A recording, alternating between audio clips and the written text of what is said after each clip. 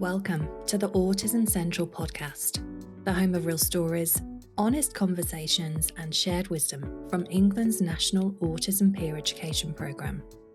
Here, we bring together autistic people and the people who love, support, and care for autistic people of all ages and backgrounds to explore every aspect of life. The National Autism Peer Education Programme is delivered by Anna Freud and commissioned by NHS England. Through education, coaching, and connection, we offer resources, group webinars, one-to-one peer support, and community events that centre lived experience and build real understanding. Our vision is a society where autistic people, their families, and those who support them are empowered, connected, and thriving. This is your space, your community, your podcast. Welcome to Autism Central. Joining me today is Sophie Cartledge, who made her autism discovery via an ADHD diagnosis in perimenopause at the age of 44. After researching why so many women were being diagnosed ADHD in perimenopause for her work and simultaneously really starting to struggle with a number of things in her own life, she put two and two together and sought an autism diagnosis. Sophie is also the founder of Hormones on the Blink and passionate about sharing her own experience and knowledge to raise more awareness of the intersection that exists between autism, ADHD, and perimenopause, in the hope that it might help others make sense of their combined hormone and neurodivergent journeys too. Welcome, Sophie, to the podcast. Thank you for joining me today. I really want to start with your experience because many autistic, ADHD or ADHD women, certainly in our late discovered community, they will describe perimenopause at the point that the wheels fell off. And interestingly, as I was exploring this in my book, I discovered that not one single study existed on menopause and autism until 2020, when Dr. Rachel Mosley did some research within the autistic community. So what was your experience, and why do you think that perimenopause becomes such a major turning point, and for some, also this catalyst for unmasking their late discovery of their own neurodivergence? Well, firstly, thank you for having me. It's lovely to be here with you. My personal experience is exactly that. Is it felt like the time when the wheels fell off and the exhaust fell off, and like everything everything fell off, and it was really, really intense. And at the time, for me, and I kind of I've spoken to other kind of women about this, and it'd be interesting if this is what you've kind of heard as well, because obviously our journeys can be different. Some people find out they're neurodivergent before they get to perimenopause, and for other people it's the other way around. So for me, it was realizing that I was in perimenopause, it being really intense, finding it hard to get the right help. Things that I'd managed before, I always found them difficult, but then they became completely unmanageable. And then finding out that I was, ADHD made sense of why. Then I started to learn about, why my perimenopause experience, why often menopause experiences are more intense than than for other people. So yeah, that combination is huge, isn't it? I think I've described it to you before, like tectonic plate shifting, literally underneath the very foundations of who you thought you were. I think it's such a big thing because there's so many layers to it. I think if we look at women generally unmasking when they get to perimenopause, how many women say, well, I just felt more able to say what I really thought. I'm not putting up with that anymore. But then when you get the double layer of neurodivergent unmasking, it rocks who you thought you were, doesn't it? Yeah, it really does. It's not just the wheels falling off, as you said. It's the whole car, isn't it? Everything comes apart. And this sense of then having to almost put yourself back together again. Was perimenopause this catalyst for you? It was, because I think I'm going to say a positive part about the hormonal shift that happens is it's almost like it brings you closer to the, how can I put it, closer to the level of what you can actually cope with and what you can actually bear. And so there would be times when I categorically knew I didn't want to do that thing, or I didn't agree with that thing. And somehow what might have been termed as like a difficult woman, an angry woman that had always been very placid and people pleasing, was able then to like find a voice. So it was intense because sometimes it perhaps comes out in a way that you might not have otherwise worded it, but it was a catalyst for saying, no, I don't like going to the cinema. Do you know what? I don't think the care domestic load is equal in this house and something needs to be done about it. So these things that then enable you potentially to live a life that's more right for you rather than pushing it all down. It removes that ability to push it all down any longer.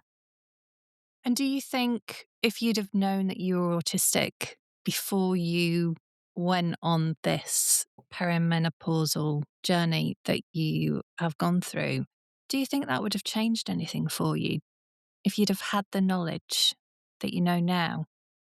I think it would have done. I think if there'd have been a bit of a gap, or even like imagine if there'd have been years of a gap, because I would imagine there would still have been a level of unmasking that happens because of those hormonal shifts, another layer down, shall we say, because it's a lifelong process, isn't it? It feels like. But to have been in a position to have got my head around that part of my identity and understanding things that I needed to feel okay, to feel safe, to feel well, then that I don't think it would have led to that place of where you've pushed through all of your barriers and then you've smashed straight into perimenopause where the hormones are making everything 100 times more challenging. And a double identity rupture, isn't it? Of these two things, these two really big things happening at once. And for people who are listening, Sophie, who might not know that they are going through perimenopause, might not know that they are in that stage of life, what were some of the things that you noticed about your experience? How did you know that it was perimenopause that you were experiencing? That is a really good question because it didn't look anything like what people spoke about. It didn't look like hot flushes. It didn't look like night sweats. It didn't look like, um, really achy joints, all those things that we typically hear about.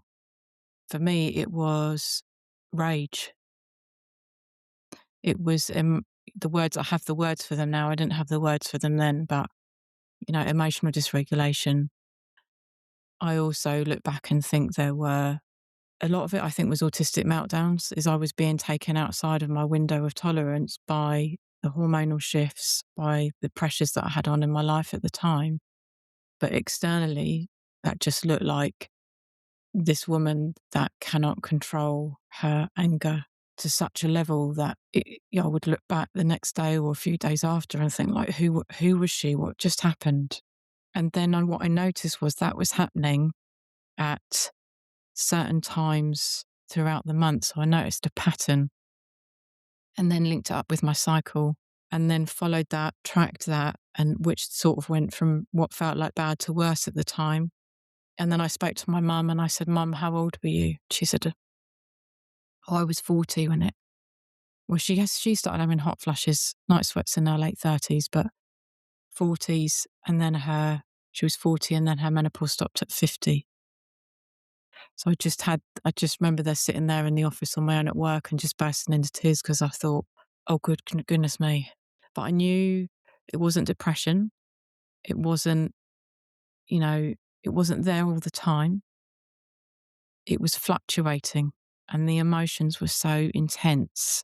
They were so up and they were so down and they fluctuated in lines with my hormones. So yeah, for anyone that's listening that's noticed these sudden changes, this emotional dysregulation, if you can spot any patterns And if you're earlier on in perimenopause, the chances are your cycles might be more regular, and therefore that might be easier to spot at that point. Um, yeah. And that then helps to reduce the self-blame, doesn't it? Because otherwise we think, how could I have reacted like that? What am I going to do with that angry woman? When actually that angry woman just really needs to be heard and asked, like, okay, what's happening for you right now? Yeah, these are behaviors of distress, aren't they? These are your body showing you that, you've not just reached your window of tolerance, you've exceeded it. Like you say, though, if you don't see yourself or you don't see your experience, I said at the very beginning, that very first study on menopause and autism in 2020, if we've never had autistic women's experiences of menopause studied, researched, when there's no literature out there, there's nothing in the media. Mainstream menopause does not take into account your experience of the menopausal journey or perimenopause. It's very hard then, isn't it, as you say, to see yourself in any of the lists of symptoms that you might go on a website and find. So yours were very much noticing your ability to, as you described it, stay within your window of tolerance and really exceeding that window that you're in. How do you think those hormonal changes during perimenopause, how do you think that they intensified your autistic ADHD or DHD traits and experiences? And why do you think that happens? I mean, we have hormonal shifts, don't we, throughout our entire life, but particularly during perimenopause. What I noticed were that I could find, so there were certain times in the month, for example, if my rage was going to hit, or I was going to, it was a meltdown was going to happen, it would typically be around ovulation time. So before we get to perimenopause, normally speaking, ovulation time is if our hormones are in balance, that we feel potentially our most sociable, more, kind of outgoing, maybe more not kind of hyperactive, really, in terms of if we're ADHD, right? That might be the time that we feel like we're on it. But for me, if we think about what's happening with our hormones, which really helps me kind of now in the work that I do, our progesterone levels are coming down. So our progesterone helps to keep our estrogen in check. Again, when it works in balance, it's got a wonderful calming quality to it. Whereas our estrogen levels, sometimes they're going through the roof and they're higher than they ever were before.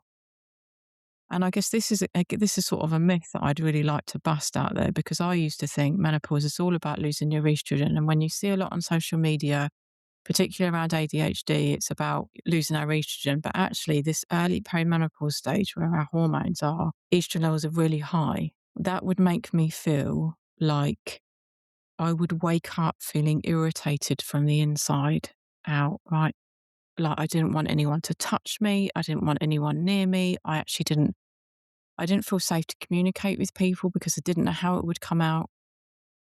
It was almost like I wanted to put this in COVID, we had the 2 meter distance. Like I wanted I don't know, a 20-meter distance.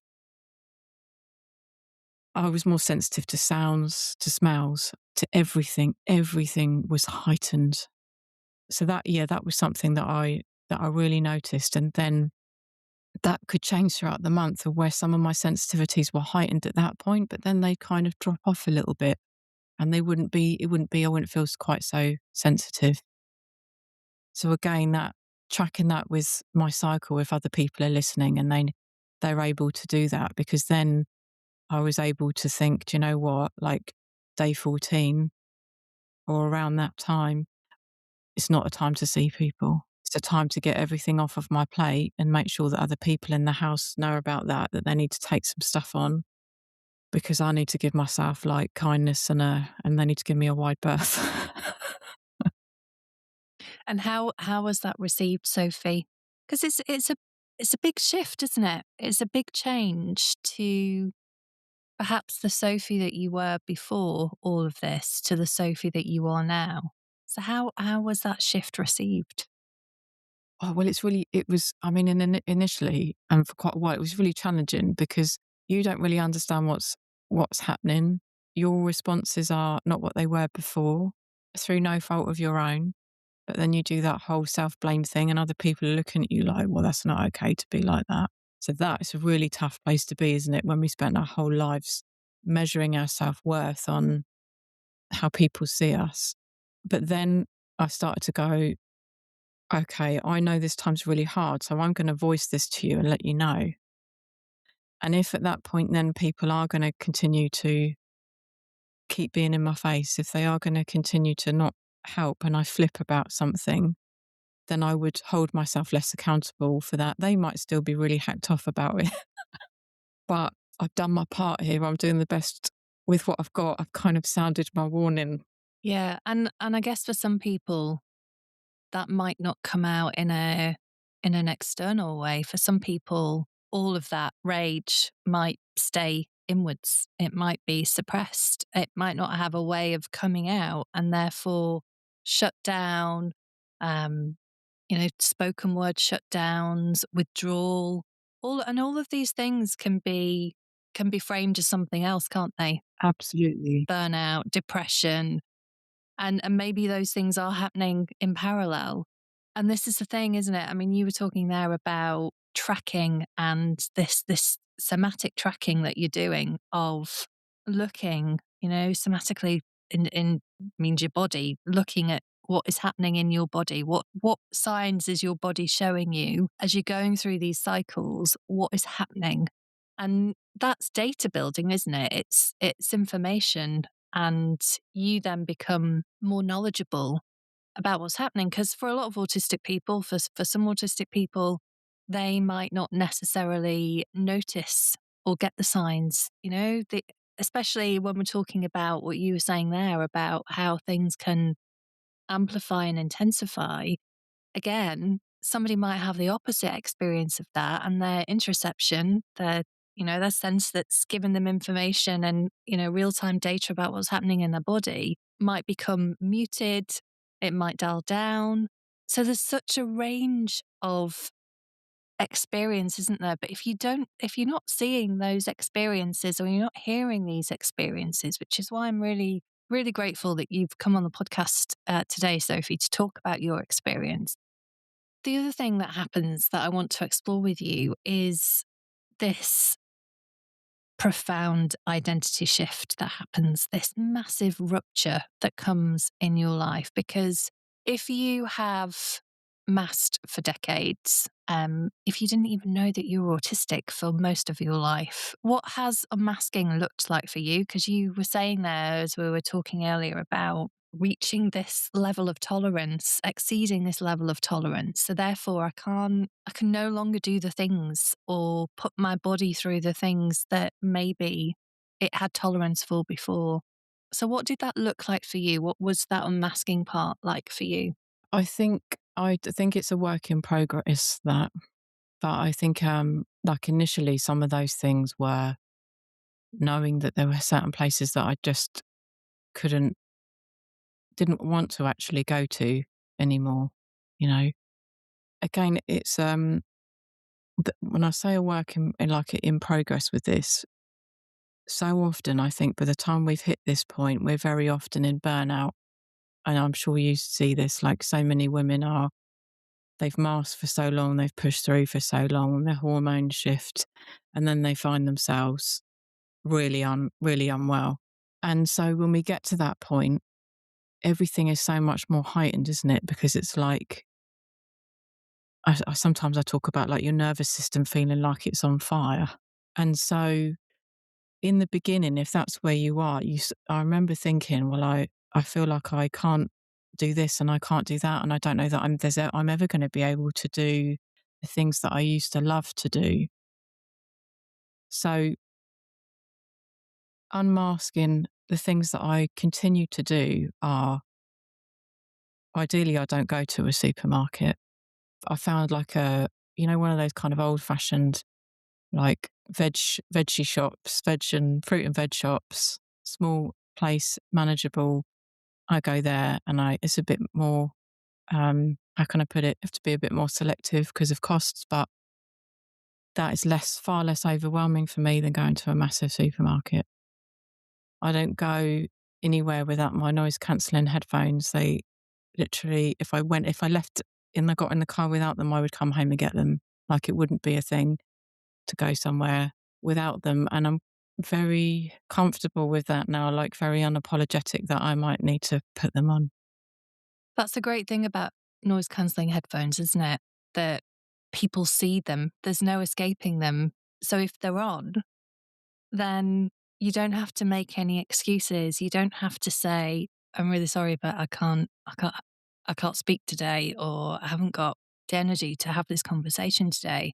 If your headphones are on, people don't tend to talk to you, do they? No, they don't. And also that I went for a walk the other day with my husband. It was quite funny. And I will quite often, if I'm walking along and I'm thinking about stuff and I don't want to interact with the world. It's not about me trying to be rude, but I just won't necessarily make eye contact with people. And he, he's like, I hadn't even this guy walked past, and it wasn't that I ignored him. I'm just I'm in my zone, and I feel less pressure now to be the polite one that has to say hello to somebody just because they happen to be walking past. And so, absolutely, having those noise cancelling headphones on is a way of like, please don't speak to me. I'm not feeling it. Even if you haven't got music on and you have them on, very often I would have no music. I haven't always got stuff in there, but you've got the noise cancelling part, and therefore you're able to mute the world a little bit. I often play nature sounds through my noise cancelling headphones. So I've got the noise cancelling part layered with the nature sounds. And yeah, it just allows you to be able to control one element of your sensory system, doesn't it? Of what you're letting in, and the environmental stresses of the world, of what you're letting in. And you know your body the best. You have all of this lived experience that you've lived in your body all of this time. You know what you can tolerate and what you can't tolerate. You know when you've exceeded your tolerance levels.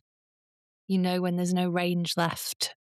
There's that element, isn't there, of doing things that maybe, like you say, the walk and the eye contact and the headphones. These are all things that you're doing now, of saying, I because I have to. It's not necessarily from a place of choice, is it? It's come because you've had to do that. You've had to find ways to be able to manage this, intensity, this amplification of what's happening in your sensory system, what's happening in your nervous system.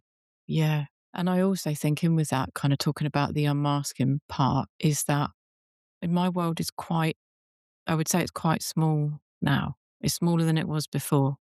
And I feel far less of a pressure to have to go to certain things, to show up at certain places, I can get quite run down. So I pick up lurgies quite a lot. And there were times before where I just wouldn't have been able to say to somebody, I can't come to that thing because I don't really feel. And now we had someone that was going to pop round on Saturday, actually. And in the morning, I'd agreed it, gone out and done something with my daughter, come home, and within 20 minutes, I thought, I can't do this. And so I texted them and said, I'm really sorry, but I've come home. I've had a bit of a crash. Can we reschedule this? But old Sophie wouldn't have been able wouldn't have done that.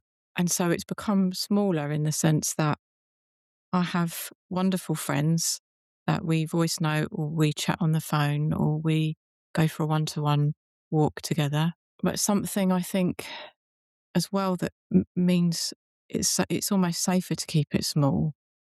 Something I notice is there is so much effort involved that I find from seeing people that are slightly outside of my comfort zone.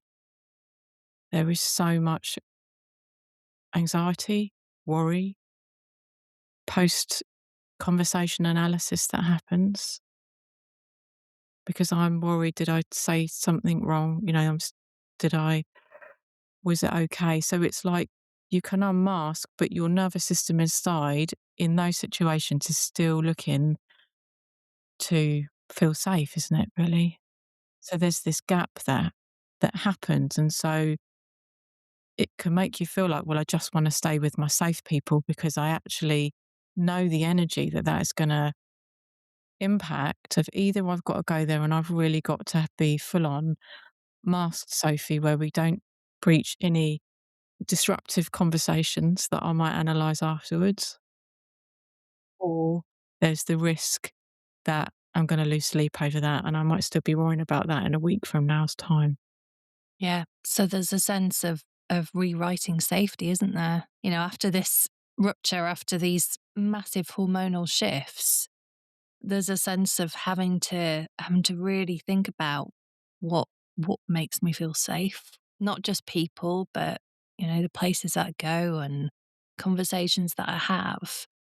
And how do you measure that safety? How do you measure that sense of safety? Well, it's a feeling, isn't it? It's a feeling, or you might notice it in how your body's responding in certain situations or with certain people, how much it pushes you outside of that window again. This idea of trying to create this small life in this window that you have that feels more stable, more safer, all of those things. It is an identity shift, isn't it? In so many ways. It is. I think there's an amplifying that happens of that, your identity, your the person, that person that you were before, why you sought to kind of keep people happy, and that's about our, safety, isn't it? For whether we're neurodivergent, depending on our upbringings, the environment that we've grown up around, and it's so kind of deeply embedded, isn't it? That I think that part, it is an ongoing work to have self compassion, to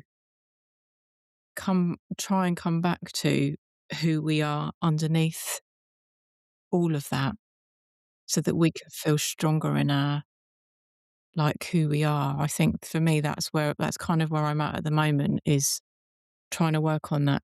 So I say work on it. I don't like that term very much because we don't need fixing. We're not broken, but it's in the sense of having more self compassion, finding the things that bring us joy, the things that we love, the things that make us feel good, and kind of focusing on those things to build back our self esteem up and find safety, I guess, inside. Yeah, it's an ongoing relationship with the self, isn't it? And it's almost like a reunion, you know, this reunion of coming back to yourself, this ongoing relationship of, well, what does that need to look like now? And my body feels different, how I experience the world feels different. Maybe what worked before is not going to work now. And that brings me into my next question, because think about healthcare, think about the workplace. There's huge gaps, isn't there, in healthcare, in the workplace, in understanding what all of this, or the impact that all of this has in those spaces, in those relationships. And, you know, especially if you are autistic or ADHD and you're navigating perimenopause and menopause, what do you think the biggest gaps are in healthcare? I know that's a massive question to ask you, Sophie, but what's some of your experience? What have you experienced in that? There's whopping gaps. Obviously, we've got the fact that I feel like we're kind of getting somewhere with maybe more training, or more, how can I put it, more GPs knowing a bit more what to look out for when it comes to perimenopause. But there's still so much work that needs to be done on that.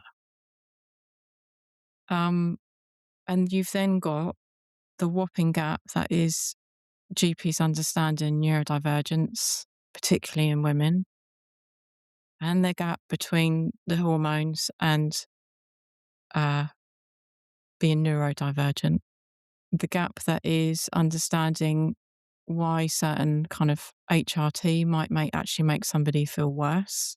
And then those that can't have HRT or do feel worse on HRT, like, there's a whopping gap there, isn't there? So there's so many gaps. I did a session a little while ago. It was for the Royal College of GPs, and it was about the gender differences in kind of neurodivergent experiences. And something that we brought into that was, if you look at, I'm going to say, like the lifespan of women and of girls, and we've got the impact of their upbringing. You've got the socioeconomic side of it. You've got maybe whether they've experienced, some kind of trauma. You've got the impact of those things on hormones, how it impacts our nervous system, how it impacts our hormones.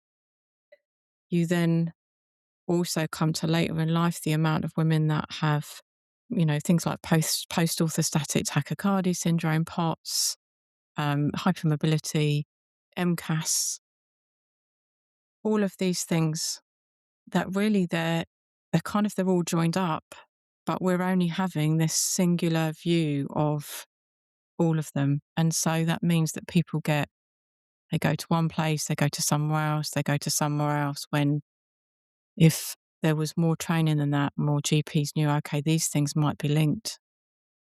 Okay, if we know someone's ADHD, like, have we looked at what's happening with their hormones? If they suffer with premenstrual dysphoric disorder, and we know there's a whopping relationship between premenstrual dysphoric disorder and ADHD and autism, or has anybody looked at that side of things?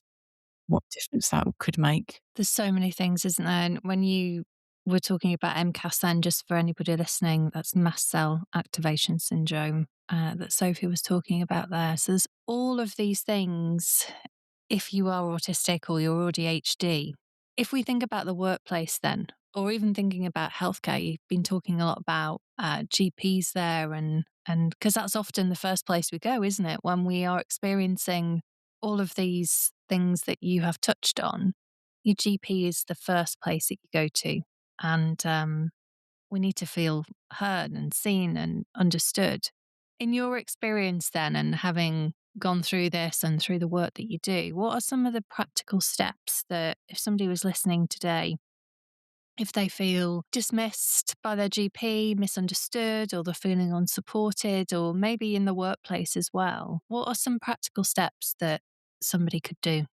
I guess with the GP side of things, I mean, I've mentioned the tracking part, and viewing everything, like you mentioned it, like data, as much as you can, like bringing your data together. And there's a couple of guides we've got on the website. One is speaking to GP about perimenopause. We've got another one about speaking to GP about being neurodivergent, and another one which is about neurodiversity and hormones, so other women's experiences.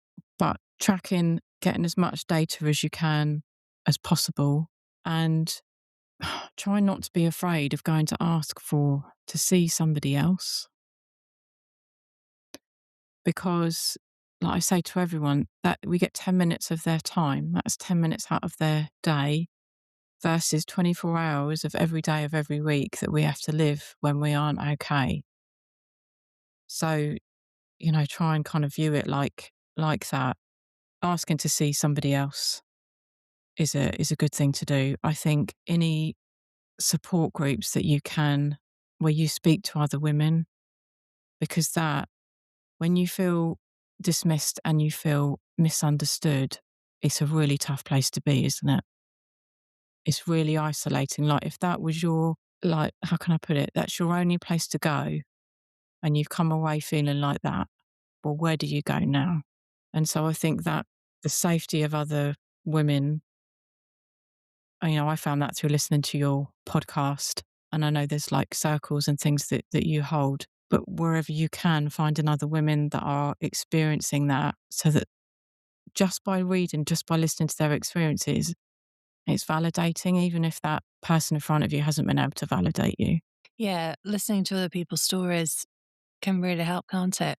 Because it's that whole, biographical description as well of what's happening in your story. So hearing other people's stories really helps. But those support places and spaces are few and far between, aren't they? And often, I don't know about you, Sophie, but often, certainly when I, experiencing this, they don't often look at menopause through the lens of neurodivergence. So it makes you feel even more unseen, even though there's something on offer, or there's some sort of support group, or there's something that they're doing. If that doesn't fit with your experience, or it doesn't fit with the symptoms that you're experiencing, or what they're suggesting in terms of support for yourself, it isn't something that's going to work for you, then you can feel even more isolated and even more marginalized and even more that you're not being listened to. So it's really important, isn't it, to find spaces where people are having similar conversations about. And we're seeing more of it, aren't we? I mean, there's so many books that are coming out now. There's so much more research, so many more studies. The work that you're doing through Hormones on the Blink, there is so much more than what there was. And it makes you think about our autistic elders, doesn't it? Of those women who had to navigate this without any knowledge of their neurodivergence, without any knowledge of how that intensifies everything, and doing all of that alone. It really does. And you can see why, when you go back and you look at women, that have been told that they had a nervous breakdown, or that they were sectioned, or that they ended up in an institution.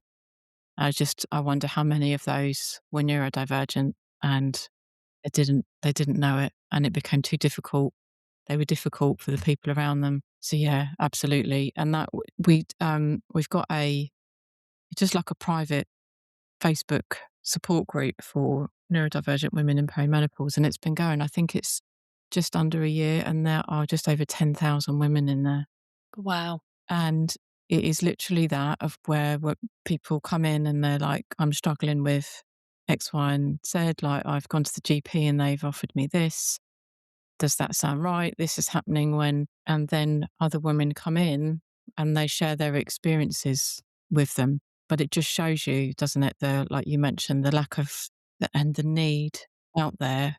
But the benefit of that is that people end up feeling more validated than maybe they ever have done before, because they feel, well, I'm in a safe space with other like-minded women, and not just like three of them. There's like all of these women saying, this helped me, or yeah, that worked, that I found that really hard. And that's one of the things, though, isn't it? Is that when you get to this point in your life and you are utterly depleted and exhausted, and you're going through all of this, the advocacy that you might have had, self advocacy that you might have had before all of this, you don't have the energy to shout about it, to complain about it, to say, I need this or I'm not getting this. So spaces that you've created then, that Facebook group, which we'll put a link in the episode description for anybody listening so people can find that. So important, because like you say, we need to feel seen, don't we? And we need to speak out loud about what we're experiencing. And when you hear that somebody else is experiencing this in a similar way, it can feel so validating, can't it? And so supportive in that sense. Yeah, it can. And I think, going back to what you mentioned around going to kind of the GPs, and maybe people finding that actually the standard HRT approach or isn't working for them, but maybe they keep going with it because they've been told that they have to. Again, trying to use that information as data of like, okay, when you started that, how do you feel when you're on it? Is there a part of it actually where it makes you feel worse? And then everyone is supposed to go back after 3 months if they aren't feeling better from it, and not everybody knows that. So they might just stop it thinking there's no other option, or they might carry on when it's actually making them feel worse. So that, as much as you can, like the data, the mapping, is this worse than it was last week? It's really important, isn't it? Yeah, it's like having some evidence, if you like, to, not that you should need it, but to then be able to go and say, right, that's not working for me. What are my options?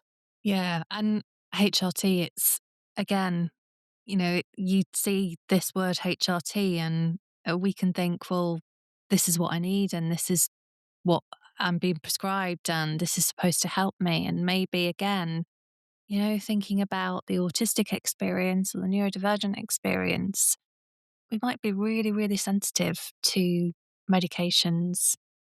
What works for somebody else might not necessarily work for you. And we can sometimes, can't we, internalize that I've failed in some way, or why is my body reacting in this way? And why is this not working for me? So it's really important that we have those spaces where we can go and realize that actually it doesn't work for everybody. And it's not this universal. Fix all, be all, and end all. It's not. And that, like you said that I'm on a very low dose. If I was to go higher than that, I can feel it in my brain. I mean, I feel wired. I do not feel okay, you know. And so 2 pumps for somebody is quite standard. It's not a massive dose. For me, that's way too much. But I've been told that to have that much. But if I have that much, I'm not okay. So I don't take that much. I take a much like, a really low dose.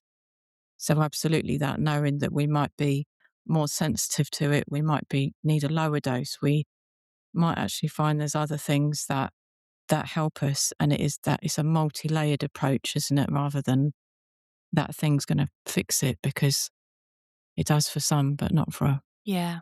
And if you are somebody listening who, like me, who can't have HRT because of breast cancer and the effects and the higher risk that it can give you, you don't have almost a sense that any choice has been taken away from you. And I think when you're going through such an identity rupture, to then not have a sense of agency over, or choice, or any control over something that might potentially help you or might not help you, that can be a really difficult thing to navigate as well. I can imagine. But just thinking about support, accommodations, mindset shifts, and for anybody who is listening and they're in the thick of it right now, or maybe they're supporting a loved one who is, what are the biggest things that have really made a difference for you going through this transition? One of the biggest things I'm going to say, a mindset shift that I had was, and I think this is quite a common, neurodivergent feeling, is the fear of being a burden on anyone, of wanting to kind of tread very lightly everywhere and never wanting to put on anyone. And that had always been there.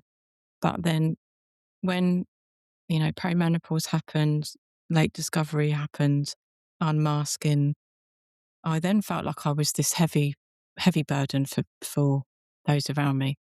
And I would say things like, well, I can't go there. And that's because I try and explain it to someone that maybe it was because I know I'm autistic now and that's not the right environment. And I was not always met with the best of responses. And so that adds a layer to it, doesn't it?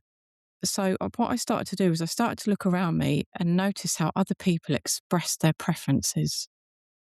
So, for example, my in-laws only go to the garden centre in the week because it's quiet.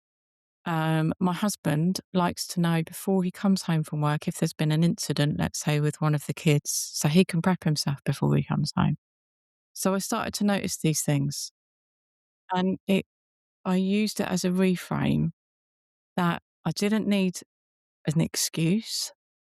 I didn't need anything that sounded like, can we do this because this is my preference. So that might look like, I would really like to go uh, and I'd like to go to a restaurant, but I'd like to hear what you're saying at that restaurant. So let's go to this one. And it just really helped to remove that weight of that I was a burden, that I need somebody to change something for me. Because actually, when you notice how many people voice their preference out loud, people do it all the time. They do. They do, don't they? Without any justification, or over explaining. But this is the thing, isn't it? This shift, this change of really being able to say what it is that you need without having to explain yourself or justify, or expecting somebody else to validate or accommodate you that this is what I need. And That's big. It's a big shift, isn't it? It's a big shift. It's a big shift because you don't have that double whammy of what they're thinking about what you've asked. You've taken that completely out of the equation. Like you said, you've not justified it. You're just saying, yeah, do you know what? I don't fancy that place, but let's try this one. And the whole thing just feels so much lighter. So for anyone that's listening and struggling with that, I would say just start to notice the people around you, how they voice their preferences. And it sounds really simple, but that's been a big one for me. Well, it's re-scripting, isn't it? If we think about the idea of scripting and having scripts for certain situations and things, this is a re-scripting, this reframing. And that's a really good practical thing to leave our listeners with today, actually. Coming up with your own script of how you might say this, and because we're so attuned, aren't we, to what's going on in the world, and notice those conversations, notice what people are saying. So I'm going to pause here, Sophie, and say thank you for coming on the podcast today. Thank you for everything that you've shared about your experience going through perimenopause and all of the practical things that you've offered our listeners today. And we'll pop everything in the episode description so that people can find this Facebook group that you made reference to. Thanks so much for having me, Catherine. It's been lovely to chat. I could chat all day to you. You're welcome. If any of the topics mentioned in today's episode are of special interest to you and you'd like to discuss this further, you can book a one-to-one session with a peer guide on our website at autismcentral.org.uk. Autism Central would encourage listeners to do their own research and make informed decisions about any strategies or equipment mentioned in this podcast. Any advice or suggestions given by a guest or peer educator do not replace or substitute advice received from direct consultation with a qualified professional. The Autism Central podcast is produced by Autism Central and is the copyright of NHS England.